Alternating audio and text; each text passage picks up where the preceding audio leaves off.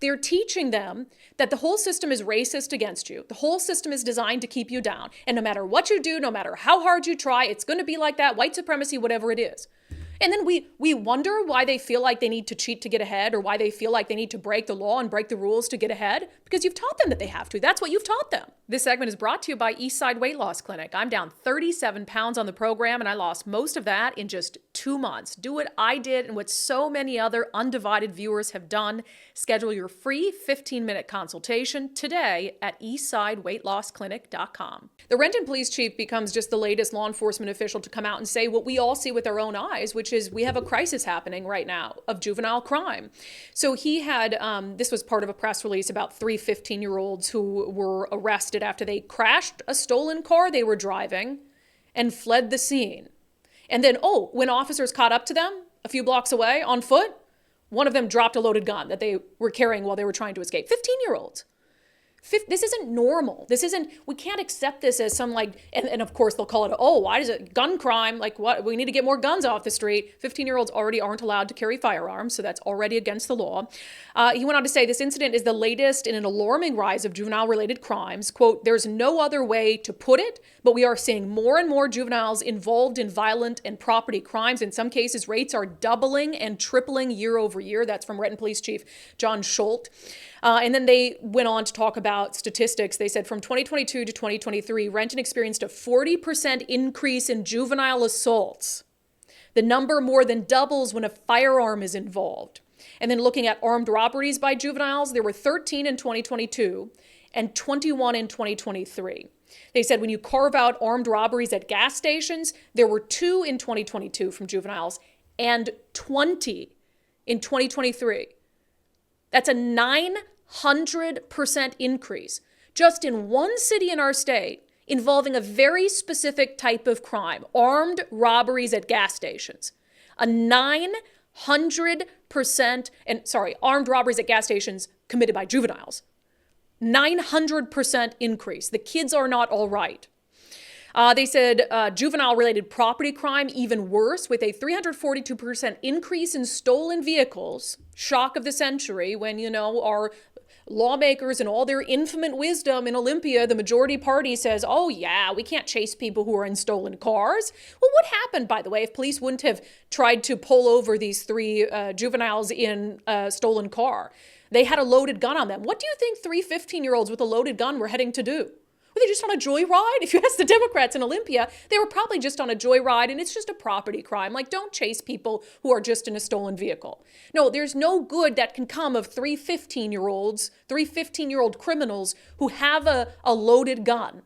You're going to have to assume the worst on that one, that they were probably going to try to use it on someone. Just insane. And again, all this in the city of Renton, the chief goes on to say, as a society, we must figure out how to curb this trend. Our young people need help and guidance, and they need to be held accountable for their actions. They realize there aren't any meaningful consequences, and there is no deterrent. This is common sense.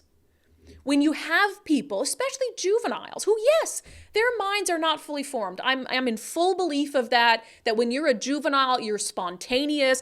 Think of the things that we did when we were kids. I did dumb stuff when I was a kid. I would like to say I was a pretty good student too. I was an A student. I was involved in extracurriculars. That doesn't mean I still didn't do dumb stuff and dangerous stuff. So now you think about a child who doesn't have good grades, who doesn't have good parental supervision or a good adult role model, who doesn't feel like or has been taught by our system that the whole system is designed to keep them down. Everyone in their life, especially young people of color, what are they taught in Washington State? Everyone from their teachers to their coaches, to the politicians who speak out, to athletes, they're teaching them that the whole system is racist against you. The whole system is designed to keep you down. And no matter what you do, no matter how hard you try, it's going to be like that, white supremacy, whatever it is. And then we wonder why they feel like they need to cheat to get ahead, or why they feel like they need to break the law and break the rules to get ahead, because you've taught them that they have to. That's what you've taught them. You haven't encouraged them and said, you can do it. The color of your skin doesn't matter. Your circumstances don't matter. What family you were born into doesn't matter. If you set your mind to it, you can do it. We haven't taught them that. We haven't taught them meritocracy and working hard can get them somewhere in life. they're responsible for this. The adults who have pushed that on the kids in our state are responsible for this. And then the politicians who put that and then undercut our criminal justice system are especially responsible for it. The chief is right. They don't believe there are meaningful consequences to their actions because they've never experienced meaningful consequences to their action in their entire life to date. And people die as a result. So like if you don't want to, and this is what I get, sorry, I'm going to go on a rant about this quick. This is what I don't get with the Democrats' approach to youth criminal justice, right?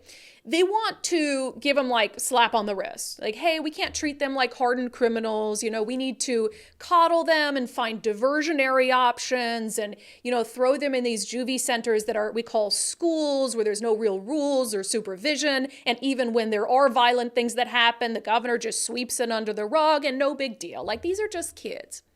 That, if your goal is to make sure that those kids have an opportunity to go down a different path in life, which should be the goal of everyone, right? That they don't wind up in a hardened prison with adults, which should be the goal of everyone, right? The way you're going about it is the exact opposite way to achieve that. Because what you're doing is you're teaching them young that they can get away with doing things, that they're just going to get a slap on the wrist, that they're going to get special treatment. No, what we need to do is the first time a kid acts up, first time the kid acts outside the law, you throw the freaking book at them. I'm not saying throw them in Walla Walla, but I am saying that you need to make it damn clear at the onset that if you continue this behavior, your life is over. Your life is over, and there are consequences for the things that you do. So coddling them now is going to drive them into a system where they're not going to be able to be coddled because they're going to be in a hardened prison with hardened criminals, and you're responsible for putting them there because your efforts to change their behavior just taught them that they can get away with what they're doing. It's totally backward thinking. If you care about these kids, tough love is the only thing that's going to work. Tough love.